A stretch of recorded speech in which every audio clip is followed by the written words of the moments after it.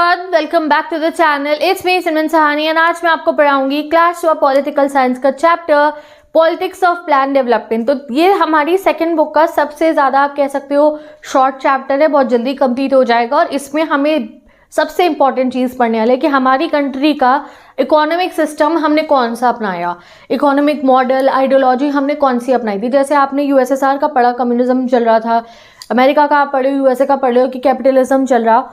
अब तुम्हें लगता है कभी सोच के कि हमने क्या अडॉप्ट करा, कैपिटलिज्म करा, कम्युनिज्म करा, क्या करा था हमने adopt?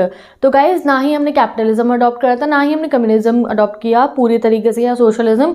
We made a different part और उसको हमने कहा मिक्स्ड इकोनॉमी। हमारी कंट्री के अंदर मिक्स्ड इकोनॉमी है। मिक्स्ड इकोनॉमी मतलब ऐसा नहीं है कि सब कुछ गवर्नमेंट के हाथ में चला गया या सब कुछ प्राइवेट के हाथ में चला गया, दोनों मिलकर हमारी कंट्री को चला रहे हैं। तो ये एक बहुत ही यूनिक सिस्टम हमने अपने आप पे इस्टेब्लिश करा मिक्स्ड इकोनॉमी का। अब वो कैसे हुआ, आज आप उसका प्रोसेस पढ़ने वाले। जैसे चैप्टर 1 में आपने चैलेंजेस ऑफ नेशन बिल्डिंग में पढ़ा, नेशन बिल्डिंग के बाद क्या क्या चैलेंजेस आए, उन्हें कैसे ओवरकम करा। सेकेंड में इलेक्शंस कैसे कंडक्ट करवाए, कांग्रेस की डोमिनेंस। अब आप पढ़ोगे जब गवर्नमेंट पूर्ण रूप से तैयार हो गई थी, वर्क कर रही थी, तो तब हमारा जब अब मेजर गोल क्या था, हमारा इकोनॉमिक अपलिफ्टमेंट करना, पॉवर्टी हटाना, और ये काम करना सबसे ज़्यादा ज़रूरी था हमारे लिए, गरीबी हटाना। तो उसके लिए गवर्नमेंट ने क्या इकोनॉमिक प्लानिंग करी, क्या मॉडल्स लगाए, ये आप जानने वाले हो इस चैप्टर में पॉलिटिक्स ऑफ प्लान डेवलपमेंट। ये देख सकते हो आप यहाँ पे, ये बुक के अंदर ना अलग अलग स्टैम्प्स दिखा रखे हैं और उनमें अलग अलग जो हमारे यहाँ पे आप कह सकते हो, जैसे भाखड़ा नंगल डैम जो है, हमारा भाखड़ा डैम जो है, ये उसका स्टैम्प 1988 का लिखा हुआ है। ठीक है, ये गुवाहाटी रिफाइनरी 1 जनवरी 1962 को ये स्टैम्प इशू हुआ है। तो ये अलग अलग जो है मतलब कि स्टैम्प्स आप देख सकते हो कि ये लगा रखे हैं कि ये हमारे जो है ना डेवलपमेंट के प्रोजेक्ट्स हमने लगाए थे। तो यही चीज़ आप इस चैप्टर में पढ़ने वाले हो कि हमने कैसे अपनी कंट्री का एक इकोनॉमिक मॉडल को फाइनलाइज किया था। तो सबसे पहले आपको बता रखा है, ओडिशा का एक केस स्टडी दे रखी है कि एक समय आया था हमारे वर्ल्ड के अंदर जब पूरे वर्ल्ड के अंदर जो आयरन ओर है उसकी डिमांड बहुत ज़्यादा बढ़ गई थी, क्योंकि जो है आयरन और स्टील की बहुत ज़रूरत पड़ी थी। तो आयरन ओर से मैंने आपको पढ़ा रखा है कि आयरन ओर से आयरन और स्टील बनता है। ठीक है, आयरन और स्टील ये नहीं कि लोहे के सरिये निकल जाते हैं ज़मीन में से, नहीं, आयरन ओर निकलता है, फिर वो रिफाइनरी में प्रोसेस होकर we make iron and steel from it. तो उसकी डिमांड बहुत बढ़ गई थी और उड़ीसा में निकली एक माइन जिसमें था आयरन ओर। तो इससे बहुत सारा उड़ीसा के अंदर अपॉर्चुनिटी पहुंची कि वहाँ माइनिंग होंगी, माइनिंग इंडस्ट्रीज लगेगी, आसपास में रिफाइनरी लगेगी, ये होगा वो होगा, उससे बहुत सारी जॉब एम्प्लॉयमेंट अपॉर्चुनिटीज़ क्रिएट होंगी और इससे हमारी कंट्री को बहुत ज़्यादा फायदा मिलता, काफ़ी पैसा कमा सकते थे। तो इसलिए हमारी जो उड़ीसा की स्टेट थी उन्होंने क्या करा, MOU memorandum of understanding sign कर दिया था एक स्टील कंपनी के साथ जो एक फॉरेन की थी, जिसका नाम आपको पता चलेगा अभी कि आप आओ यहाँ पे फिर माइनिंग वगैरह करो, कैपिटल इन्वेस्टमेंट करो और आप जॉब क्रिएशन हमारे यहाँ पे होगी। तो अब क्या हुआ, अब उसमें एक दिक्कत थी कि अगर माइनिंग करने माइनर्स ने आना था और ये कंपनी आनी थी, उसमें प्रॉब्लम ये थी कि जो वहाँ पे ट्राइबल पॉपुलेशन रहती थी उड़ीसा का उस पर्टिकुलर एरिया के अंदर, वो डिस्प्लेस हो जाते, उनका घर उजड़ जाता, उन्हें उनका घर से उनको हटाना पड़ता वहाँ से कि इस एरिया के अंदर माइनिंग होगी। इन्वायरमेंटलिस्ट थे, उन्हें ये डर लग रहा था कि बहुत ज़्यादा पॉल्यूशन हो जाएगी इस माइनिंग की वजह से। वहीं पर सेंट्रल गवर्नमेंट ने कहा कि इस समय में हम इंडस्ट्रीज को रोक नहीं सकते हैं, अंग्रेज वैसे ही हमारा पूरा का पूरा इकोनॉमी खराब करके चले गए हैं, तो अभी तो समय है भाई, इंडस्ट्री हमें लगानी होगी। बट क्या उनका हित गलत है उन लोगों का जिनका घर उजाड़ रहे हैं? क्या एनवायरमेंटलिस्ट गलत कह रहे हैं? नहीं। तो ये सबसे बड़ा हमारे कंट्री में अगर कोई फैसला लेना हो तो डिसीजन करना होता है कि सबके इंटरेस्ट को हित में रख के आपको फैसला लेना है। ये नहीं कि एक तबके के साथ आप बिल्कुल नाइंसाफ़ी कर दो, उसकी तो रोजी रोटी तुमने मकान सब छीन लिया और दूसरी तरफ तुम जो है डेवलपमेंट में लगे हो। ठीक है, एक तरफ तुमने एनवायरनमेंट को बहुत नुकसान पहुंचाती है, दूसरी तरफ तुम इकोनॉमिक डेवलपमेंट लगे हो। तो एक बैलेंस बनाने की ज़रूरत है, तो वही बैलेंस बनता है डिस्कशन से और अच्छे इकोनॉमिक मॉडल को अडॉप्ट करके। तो उड़ीसा विलेजर्स ने फिर प्रोटेस्ट करा था, ये येलो बॉक्स में बता रखा है, अगेंस्ट द पॉस्को प्लांट। ठीक है, कहाँ लगना था ये, भुवनेश्वर में उड़ीसा के अंदर प्रोटेस्ट करा था against the proposal of POSCO India steel company. ठीक है, over 100 villagers from the Dhinkia और नागांव और जो है आपको ये विलेजेस के नाम लिखे हैं, इन्होंने प्रोटेस्ट करा। इन्होंने कहा कि ये जो MOU साइन करा है पॉस्को और हमारी उड़ीसा की गवर्नमेंट ने, वो आप एंड करो। और ऑर्गेनाइजर जैसे इसके थे राष्ट्रीय युवा संगठन, ये सब इसके ऑर्गेनाइजेशन ऑर्गेनाइज कर रहे थे इस प्रोटेस्ट को, और इनको डेयर ये था कि हम डिस्प्लेस हो जाएंगे, हमारी रोजी रोटी हमारा घर हमसे छिन जाएगा। प्रोटेस्टर्स का अगर हम रिस्पॉन्स माने तो protesters were prevented from entering the companies office, but company खुल जाती है और कंपनी के ऑफिस के अंदर जो है उनको घुसने भी नहीं दिया जाता। डेट ऑफ प्रोटेस्ट क्या है, 23 जून 2006। तो ये कोई बहुत पुरानी बात तो नहीं है। तो अभी तक बहुत सारे ऐसे क्वेश्चंस हुए देखोगे जहाँ पे you have to make a balance. तो कैसे बैलेंस बनाने के लिए हमारे पास क्या मैकेनिज्म है, कैसे हम लोग बैलेंस बनाते हैं, क्योंकि एक गवर्नमेंट अगर बनी हुई है कंट्री में, अगर एक लोग हैं तो उनको अलग अलग सोशल ग्रुप्स और लोगों की जो बातों को ध्यान में रखना है। अब अगर मिलिट्री रूल हो, वन पार्टी रूल हो आपका, तो वो कहेंगे हमारी मर्जी, हमें जो मर्जी करने दो। बट अगर हम लोग डेमोक्रेसी में रह रहे हैं तो हमें पब्लिक अप्रूवल चाहिए और रिप्रेजेंटेशंस चाहिए पब्लिक की तरफ से, कि पब्लिक भी परेशान ना रहे, ठीक है। तो इसलिए ऐसे इशू को आप कैसे सॉल्व कर सकते हो, तो अगर ऐसा इशू हमें सॉल्व करना है तो सबसे पहले हमें एक्सपर्ट से सलाह करनी चाहिए, जो माइनिंग एक्सपर्ट्स हैं, एनवायरमेंटल एक्सपर्ट हैं और इकोनॉमिक एक्सपर्ट्स। अगर वो कह रहे हैं नहीं ये चीज़ ज़रूरी है और ज़्यादा नुकसान नहीं होगा, then we should continue it, ठीक है। तो इंडिया ने ऐसे ऐसे बहुत सारे चैलेंजेस फेस करे थे इंडिपेंडेंस के बाद में, और इसको हमने सॉल्व कैसे करा वो हम जानने वाले हैं अब इस चैप्टर के अंदर, ठीक है जी। चलो, तो questions arose about how to balance justice with economic growth specially when they conflicted. तो ये सबसे बड़ा क्वेश्चन हमारे डेमोक्रेसी में आ गया था कि हम इकोनॉमिक ग्रोथ कैसे करेंगे जब कुछ लोगों के साथ नाइंसाफ़ी हो रही होगी उस इकोनॉमिक ग्रोथ की वजह से, तो उसको आप कैसे सुलझा सकती हो। तो इसका आंसर आपको गिवन है यहाँ पे। It was widely accepted that government should play a significant role in the economy rather than living it to businessman, industrialist and farmers. तो इसलिए अब अगर वो लोग डिस्प्लेस हो रहे हैं तो गवर्नमेंट को उनको रिहैबिलिटेट करना चाहिए एक पर्टिकुलर जगह पे, उनको वहाँ पे भी लाइवलीहुड में प्रोवाइड करनी चाहिए। तो किसी हद तक हम कह सकते हैं कि आप वहाँ पे माइनिंग करो। तो इसीलिए अब गवर्नमेंट करेगी ना, कोई अगर बिजनेसमैन होगा, इंडस्ट्रियलिस्ट होगा, वो उस जगह को खरीद रहा है तो वो नहीं, उसको कोई फ़र्क नहीं पड़ेगा कि जो आम जनता का वहाँ पे क्या हुआ क्या नहीं हुआ। वहीं पे गवर्नमेंट की जिम्मेवारी है कि वो जो है उन लोगों का ध्यान रखे। तो यही चीज़ आती है, अगर ऐसे फैसले आपको लेने पड़े अपनी सोसाइटी के अंदर जहाँ पे आप एक लोगों के साथ नाइंसाफ़ी हो रही है इकोनॉमिक डेवलपमेंट के लिए, तो फिर गवर्नमेंट का रोल आता है कि गवर्नमेंट फिर उन लोगों का भला करेगी या नाइंसाफ़ी नहीं होने देगी। तो इसलिए एक कंट्री के अंदर if you want free fair way में सब कुछ हो तो गवर्नमेंट का रोल भी होना चाहिए, रादर देन कि आप सब कुछ बिजनेसमैन, इंडस्ट्रियलिस्ट पे या फार्मर्स पे लीव कर दो, जैसे कि अमेरिका में, यूएसए में होता है दैट प्राइवेट ओनरशिप का ही ज़्यादातर जो है मार्केट ही सब कुछ चला रही होती है, ठीक है। तो अब हमारे यहाँ पे भी जो है फिर डिबेट्स होने लगे कि अच्छा ठीक है, अगर गवर्नमेंट का रोल होगा कि गवर्नमेंट इंडस्ट्री लगाने में लगानी या नहीं लगानी, गवर्नमेंट सोचेगी, ये काम करना है नहीं करना गवर्नमेंट सोचेगी, तो कितना, क्या यूएसएसआर जैसा सिस्टम बना लो कि कम्युनिज्म वाला कि सब कुछ गवर्नमेंट की मर्जी चलेगी, या प्राइवेट का भी कुछ पार्ट होगा। तो ये डिस्कशंस बहुत ज़्यादा हमारी पॉलिटिक्स में होने लग गए थे। तो अभी ऐसा ही आपको जो है लेफ्ट वर्सेस राइट विंग के बारे में आपके बॉक्स बता रखा है, पहले वो भी बता देती हूँ। If you are a political science student, ये तुम्हें पता होना चाहिए लेफ्ट विंग क्या होता है और राइट विंग क्या होता है। तो अगर हम लेफ्ट विंग के लोगों की बात करें तो ये सपोर्ट करते हैं स्टेट कंट्रोल इकोनॉमी को। लेफ्ट वाले गवर्नमेंट, स्टेट मतलब गवर्नमेंट का कंट्रोल होना चाहिए इकोनॉमी में, ये गवर्नमेंट के रेगुलेशन करना ओवर फ्री कंपटीशन पे एम्फोसिस करते हैं कि फ्री कंपटीशन रहे बट वो गवर्नमेंट रेगुलेट करेगी। ऐसा ना हो कि इंडस्ट्रियलिस्ट अपने प्रॉफिट के लिए और बिजनेसमैन अपने प्रॉफिट के लिए आम जनता का भला ही नहीं होने दे, बिल्कुल ही, ठीक है। Advocates for economic redistribution to address inequality, ये चाहते हैं इकोनॉमिक रीडिस्ट्रीब्यूशन हो, ऐसा ना हो अमीर अमीर होते रहे, गरीब गरीब होते रहे। गवर्नमेंट को कुछ ऐसी पॉलिसीज लगानी चाहिए कि इकोनॉमिक रीडिस्ट्रीब्यूशन हो, एक बैलेंस बने सोसाइटी के अंदर। And communist party of India, socialistic party, leftist party का एक एग्जाम्पल है लेफ्ट आइडियोलॉजी का। राइट वाले क्या है, राइट वाले थोड़ा अमेरिका कैपिटलिज्म वाले आप मान लो, ये फ्री कंपटीशन में और मार्केट ड्रिवन इकोनॉमी में बिलीव करते हैं। ये गवर्नमेंट का एक्सेसिव इंटरवेंशन की गवर्नमेंट कह रही है ये इंडस्ट्री में लगाओ, ये इंडस्ट्री में ये मत करो, ये इसमें बिलीव नहीं करते। Trust that market alone ensures progress and development, ये सोचते हैं कि नहीं, अगर आप चाहते हो डेवलपमेंट हो, if you are comparing yourself with the west modern countries, तो तुम्हें मार्केट इकोनॉमी पे लीव करना होगा सब कुछ। स्वतंत्रता पार्टी और ऐसी काफ़ी और पार्टी है जो फ्री मार्केट इकोनॉमी को with minimal state interference, state की इंटरफेरेंस कम हो, सपोर्ट करती है।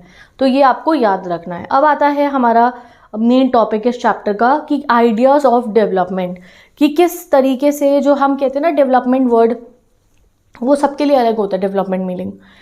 मेरे लिए डेवलपमेंट मीनिंग अलग होगा, तुम्हारे लिए डेवलपमेंट मीनिंग इस समय पे क्या, अच्छे मार्क्स आए, अच्छा कॉलेज मिल जाए, अच्छी अच्छी जॉब मिले आगे, ठीक है। मेरे लिए अलग होगा डेवलपमेंट मीनिंग, तुम्हारे पेरेंट्स के लिए अलग होगा, एक इंडस्ट्री वाले के लिए डेवलपमेंट का मीनिंग अलग होगा, और एक गांव वाला जिसकी गांव की ज़मीन छीन के वहाँ इंडस्ट्री लगेगी, उसके लिए डेवलपमेंट का मीनिंग अलग होगा, ठीक है। तो हर इंसान के लिए डेवलपमेंट का मीन अलग होता है। तो इंडस्ट्रियलिस्ट में focus on setting up factories, industrialist के मन में क्या है यार मेरी बढ़िया बढ़िया फैक्ट्री लग जाए। Adivasis view development in terms of their livelihood and land rights, अगर कोई आदिवासीज हैं उनसे उनका लैंड छीन रहा है तो उनके लिए डेवलपमेंट क्या होगी कि नहीं उनसे उनका लैंड ना छीने और उनकी जो लाइवलीहुड है वो मेंटेन रहे। तो इसलिए डेवलपमेंट का मीनिंग सबके लिए अलग होता है।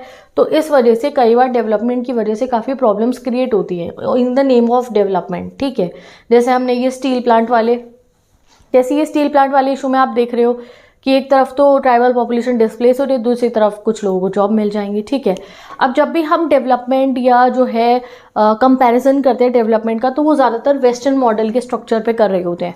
जैसे आप सुनते हो ना ये डेवलप्ड कंट्री है, ये डेवलपिंग है, ये अंडर डेवलप्ड कंट्रीज है, तो वो हम किस बेसिस पे करते हैं। तो after independent it was common to view the west या फिर आप कहो यूरोप या फिर USA as the standard for development. सिर्फ हमारी कंट्री में नहीं, हर कोई डेवलपमेंट का स्टैंडर्ड उनको देख के बनाता था कि यार हमें उनके जितना डेवलप होना है। अब उनके जितना डेवलप होने के लिए आपको खुद को मॉडर्नाइज करना होगा। तो modernisation was equated with becoming like industrialise west. और मॉडर्नाइजेशन में क्या करना पड़ेगा, आपको इंडस्ट्रीज लगानी पड़ेगी उनकी तरह, तभी आप उनकी तरह मॉडर्नाइज और डेवलप होगे।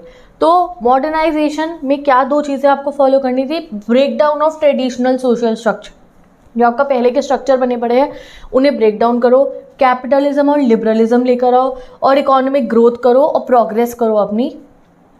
ये करना पड़ेगा आपको मॉडर्नाइज होने के लिए।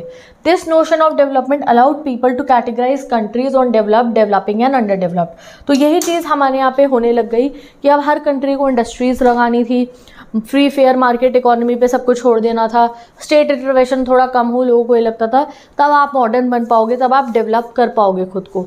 तो ये स्टैंडर्ड बन चुके थे खुद को डेवलप करने के। अब ऐसी सिचुएशन में हम क्या करें, यही बात आ रही थी कि हम खुद को डेवलप करने के लिए, क्योंकि हम तो बहुत ही पॉवर्टी में थे उस समय पे, बहुत ही ज़्यादा प्रॉब्लम में थे, तो हमने खुद को इस सिचुएशन से बाहर निकालने के लिए क्या करा। तो यही टॉपिक आता है models of development in post independence India. Independence के बाद में इंडिया ने कौन सा मॉडल ऑफ डेवलपमेंट जो है वो फॉलो करा था। तो आफ्टर द इंडिपेंडेंस हमारे सामने दो राहें थी, एक पे चल के हम जा सकते थे। दो ऑप्शंस थे हमारे पास कि ये वाला मॉडल लगा लो या ये वाला मॉडल लगा लो। तो on the eve of independence India had two main models. पहला था लिबरल कैपिटलिस्टिक मॉडल जो यूरोप और यूएसए चला रहा था, दूसरा था सोशलिस्टिक मॉडल जो यूएसएसआर चला रहा था। ठीक है, अभी बहुत सारे लीडर्स ऐसे थे हमारी कंट्री के अंदर जो सोवियत यूनियन के ये कम्युनिस्ट वाले मॉडल से, सोशलिस्टिक मॉडल से बेसिकली इम्प्रेस थे। Many leaders including there were few supporters of the American style also. तो कुछ अब हमारी कंट्री के कुछ दिग्गज लीडर कह रहे हैं यार कम्युनिज्म वाला, ये जो सोशलिज्म वाला है ना यूएसएसआर वाला ये अच्छा है, कुछ कह रहे नहीं नहीं अमेरिका का कैपिटलिस्टिक मॉडल ज़्यादा अच्छा है। ठीक है जी, तो जैसे कि अब आपको याद रखना है कम्युनिस्ट पार्टी और सोशलिस्टिक पार्टी तो यूएसएसआर वाले को अच्छा कह रही थी, एंड इवन नेहरू जी भी जो थे वो सोवियत मॉडल की थोड़ी इन्फ्लुएंस पर ज़्यादा थी कि सोवियत वाला अच्छा है ज़्यादा। अब इस पर हाँ तो नहीं मिल रही, आर्ग्यूमेंट्स हो रही हैं, डिस्कशन हो रहे हैं। तो फिर a consensus emerge during the national movement. जैसे ही हमारा इंडिपेंडेंस हो जाता है उसके बाद हमारे जो है कॉन्सेंसस मतलब क्या, बैठ के बातचीत करके डिस्कशन होता है, एंड फाइनली हम एक चीज़ पे आते हैं दैट जो भी हम करेंगे, जिस भी टाइप की हम गवर्नमेंट लगाएंगे, जो भी हम इकोनॉमिक मॉडल लगाएंगे, सबसे पहला इकोनॉमिक मॉडल का एजेंडा होना चाहिए poverty alleviation and economic redistribution, कि गरीबी ख़त्म हो हमारी कंट्री से और इकोनॉमिक रीडिस्ट्रीब्यूशन हो, जो गरीब लोग हैं उन पे भी पैसा पहुँचे, यू नो अमीर ही अमीर होते रहे। डिबेट्स हुई प्रायोरिटीज़ के ऊपर, देयर वर इंटरनल डिबेट्स। कुछ लीडर कह रहे थे इंडस्ट्रीज़ पे ज़्यादा ध्यान दो, कुछ लीडर कहते थे एग्रीकल्चर पे ध्यान दो, कुछ लीडर्स कहते थे नहीं पहले पॉवर्टी हटाने पे ध्यान दो। तो बहुत डिबेट्स हुई, बहुत कुछ हुआ, बट फाइनली हमने अपना प्लान बना लिया था कि हम क्या अडॉप्ट करने वाले हैं। तो फाइनली हमने कॉन्सेंसस मतलब हामी भरना, रजामंदी हो जाना एक तरीके से। तो finally there was consensus that development should be not left to private actors. अब कौन सा तुम सोच रहे होगे ना क्या अपनाया, सोवियत वाला या अमेरिका वाला? तो हमने कहा ठीक है हम अमेरिका वाला तो नहीं अपना सकते फुल तरीके से कैपिटलिज्म, हम सब कुछ अभी इस समय पे इंडस्ट्रियलिस्ट के हाथ में नहीं लीव कर सकते हैं, हम इतनी नाजुक हालत में है, तो गवर्नमेंट का इंटरवेंशन तो इस समय पे चाहिए। हमने क्या डिसाइड करा कि खाली प्राइवेट पे नहीं, गवर्नमेंट जो है उसका जो है शामिल होगी, गवर्नमेंट हमारे डेवलपमेंट प्रोग्रेस का स्ट्रक्चर बनाने के लिए। तो हमने जब ये वाली बात रखी कि हम अपनी जो सरकार है हमारी वो इकोनॉमिक प्लानिंग का हिस्सा बनेगी। तो उस चीज़ को सबने एक्सेप्ट करा, चाहे इंडिया की जनता हो या ऑल ओवर वर्ल्ड में भी, क्योंकि इस समय के दौरान ना ये 1940s-50s के अंदर ये यूरोप जिनका कैपिटलिज्म चल रहा था, इनके यहाँ पे आ रखा था ग्रेट इकोनॉमिक डिप्रेशन, और उसको सब लोग झेल रहे थे। वर्ल्ड वॉर 2 के बाद जापान, जर्मनी और ये सब कंट्रीज रीडिस्ट्रीब्यूशन में लग चुकी थी। वर्ल्ड वॉर 2 खत्म हो चुका था, सब तहस नहस हो चुका था, इनकी इकोनॉमी ख़राब चल रही थी, तो ये भी खुद को रिवाइव कर रहे थे। तो economic growth of the Soviet union in 1930s and 40, और वहीं पे जब ये सब तहस नहस हो गई थी, सोवियत यूनियन अच्छा खासा चल रहा था, तो लोगों को समझ में आया कि ठीक है, गवर्नमेंट का इंटरवेंशन वाली इकोनॉमी सही रहती है। तो इस वजह से हमने भी जो है अपनी कंट्री में गवर्नमेंट के सपोर्ट वाली, गवर्नमेंट के द्वारा चलाने वाला इकोनॉमिक मॉडल अपनाया। अब इस बीच में तुम्हें लग रहा होगा कि जब हम गवर्नमेंट का रोल बढ़ाते हुए कह रहे हैं, तो हमारी कंट्री के इंडस्ट्रियलिस्ट को बुरा तो नहीं लगा होगा। ऐसा तो नहीं होगा कि इंडस्ट्रियलिस्ट परेशान हुएंगे, यार हमें तो रोल मिला नहीं। तो ऐसा नहीं था। इनफैक्ट हमारी कंट्री के जो मेन इंडस्ट्रियलिस्ट थे उस समय के, उन्होंने खुद जाके हमारी गवर्नमेंट को ऑफर करा था कि हम एक ऐसी इकोनॉमिक मॉडल चाहते हैं जहाँ पे आपका भी इंटरवेंशन हो और इंडस्ट्रियलिस्ट को भी अलाउ हो, फ्री फेयर प्राइवेट मार्केट भी जहाँ पे हो। तो इसको हम कहते हैं the Bombay plan. The Bombay plan was a joint proposal by industrialist advocating for the state to take lead in industries and economic investment. तो हमारी कंट्री में देखो आप इतनी यूनिक है कि हमारे जो इंडस्ट्रियलिस्ट थे उन्होंने खुद गवर्नमेंट को जाके कहा कि अभी आप प्राइवेट कैपिटलिज्म मत लगाइए, सब कुछ हमारे ऊपर नहीं छोड़िए, आप गवर्नमेंट ही लीड लेगी इंडस्ट्रीज़ में और इकोनॉमिक इन्वेस्टमेंट में, गवर्नमेंट को अभी आगे बढ़ने की ज़रूरत है। फिर हमने अपनी प्लानिंग कमीशन इस्टेब्लिश करी।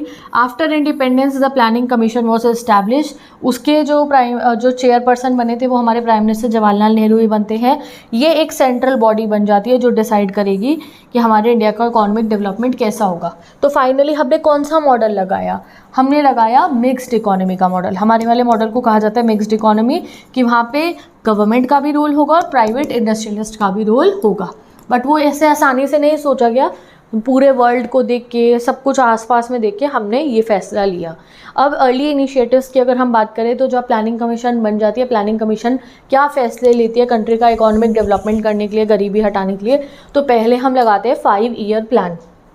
ठीक है, 5 ईयर प्लान का भी जो सिस्टम था वो हमने सोवियत यूनियन से ही अडॉप्ट करा था। सोवियत यूनियन में 5-5 साल के प्लान चलते हैं, और ये प्लानिंग कमीशन ने प्रपोज करा कि हम 5 ईयर प्लान लगाएंगे। 5 ईयर प्लान में क्या होता है, एक हमारा नॉन प्लान बजट बन जाता है जो रूटीन ईयरली एक्सपेंसेस के लिए होता है, और एक प्लान बजट बन जाता है जो हम अगले 5 सालों के लिए एक लॉन्ग टर्म प्रायोरिटी सेट कर देते हैं कि इस 5 सालों के अंदर ये बड़ा काम करना है, और जो ये रूटीन के बजट का काम है वो तो करना ही है। पहला 5 ईयर प्लान चला था हमारा 1951 से 56 तक। ठीक है, अब इसका the draft and the plan document were release in 1951 only. तो 1951 में हमने इसका प्लान का ड्राफ्ट और डॉक्यूमेंट रिलीज़ कर दिया था, और जब ये रिलीज़ हुआ तो सब लोग बहुत एक्साइटेड थे, सब बहुत खुश थे। ठीक है, एकेडमिक हो, जर्नलिस्ट हो, इंडस्ट्रियलिस्ट हो, फार्मर्स हो, सब एक्साइटेड थे ये प्लान को देखने के लिए। कुछ डिबेट भी होती थी, ये अच्छा नहीं है, ये अच्छा है, बट बहुत एक्साइटमेंट थी।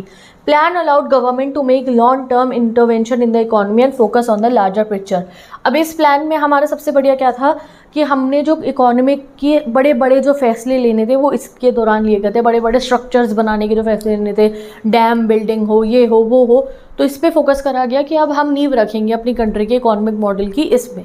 उसके बाद में सेकंड प्लान में भी काफ़ी एक्साइटेड थे लोग। 1956 में सेकंड प्लान लगा, इसमें इंडस्ट्री पे फोकस हुआ था। थर्ड प्लान तक बहुत एक्साइटमेंट थी, प्लानिंग अच्छी चलती थी, प्लानिंग पे भरोसा था लोगों का। बट फोर्थ प्लान से फिर सिचुएशन थोड़ी डगमगाने लगती है। फोर्थ प्लान के बाद हम गाइस प्लान हॉलीडे भी लेते हैं, आप पढ़ोगे आगे क्या रीज़न था वॉर की वजह से। तो फिर उसके बाद प्लानिंग इतनी ज़्यादा ट्रेंड में नहीं रहती है, मतलब इतना हमें फ़ायदा नहीं दिखता है उस पर फोकस करने का। करते हैं हम प्लानिंग, बट लोगों का जैसे होता है ना कि नहीं वर्क कर रही ये चीज़, थोड़ा सा चेंज हो जाता है उसकी तरफ आपका नज़रिया, तो वो होने लगता है। बट अभी हम फर्स्ट 3 के बारे में पढ़ेंगे कि वो कितने बढ़िया चले थे। तो फोर्थ वाले प्लान के समय पे हमारा इकोनॉमिक क्राइसिस हो गया था 1966 में, तो इस वजह से हमने जो है फोर्थ प्लान नहीं लगाया था, उसको हमने प्लान हॉलीडे कर दिया था और फोर्थ प्लान को बाद में लगाया था हमने। अब यही प्लान, चाहे हम इन्हें क्रिटिसाइज़ करें चाहे हम इन्हें अच्छा कहें, ये प्लान की वजह से हमारा इकोनॉमिक डेवलपमेंट जो था स्टार्टिंग के पीरियड का, इंडिपेंडेंस के बाद का, उसकी नींव रखी गई थी और वो काफ़ी अच्छा रहा। अब हम फर्स्ट 5 ईयर प्लान के बारे में जानेंगे कि पहले प्लान में हमने क्या फोकस एरिया रखा था।